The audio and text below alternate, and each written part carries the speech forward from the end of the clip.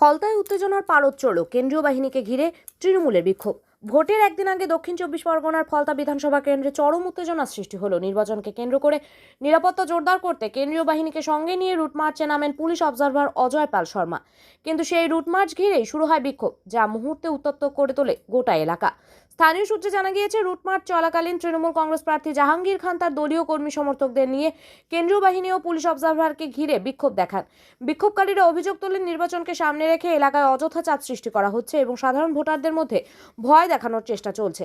জাহাঙ্গীর খানের অভিযোগ, police observer বিজেপির প্রভাবে কাজ করছেন এবং পরিকল্পিতভাবে এলাকায় আতঙ্কের পরিবেশ তৈরি করা হচ্ছে। তিনি বলেন, এভাবে ভয় দেখিয়ে ভোট প্রভাবিত করা যাবে না। ফলতার মানুষ গণতান্ত্রিক পদ্ধতিতেই এর জবাব দেবেন। তার এই মন্তব্য ঘিরে রাজনৈতিক মহলেও শুরু হয়েছে চাপানোতর। অন্যদিকে প্রশাসনের তরফে জানানো হয়েছে, সম্পূর্ণ নিরপেক্ষভাবে এবং শান্তিপূর্ণ নির্বাচন নিশ্চিত করতে এই রুট মার্চ করা হচ্ছে। ভোটের আগে যে কোনো ধরনের অপ্রীতিকর ঘটনা এড়াতে কেন্দ্রীয় বাহিনী মোতায়েন করা হয়েছে এবং পরিস্থিতির উপর কড়া নজর রাখা হচ্ছে। এই ঘটনার জেরে ফলতা এলাকায় ব্যাপক চাঞ্চল্য ছড়িয়েছে। ভোটের আগের দিনই এমন পরিস্থিতি তৈরি হওয়ায় উদ্বেগে রয়েছেন সাধারণ মানুষ। বাজার এলাকা থেকে গ্রামাঞ্চল সব জায়গাতেই চাপা উত্তেজনার আবহ লক্ষ্য করা যাচ্ছে। রাজনৈতিক বিশ্লেষকদের মতে, ভোটের আগে এই ধরনের ঘটনা প্রবাহ নির্বাচনী পরিবেশকে আরও স্পর্শকাতর করে তোলে। তবে শেষ পর্যন্ত শান্তিপূর্ণ ভোট গ্রহণ নিশ্চিত করাই প্রশাসনের কাছে সবচেয়ে বড় চ্যালেঞ্জ হয়ে দাঁড়িয়েছে। সব মিলিয়ে ফলতা বিধানসভা কেন্দ্র এখন কার্যত টান্নার উত্তেজনার মধ্য দিয়ে ভোটের প্রভাব গুনছে। আগামীকালের ভোটে এই উত্তেজনার কী প্রভাব পড়ে সেদিকেই নজর রয়েছে সকলের।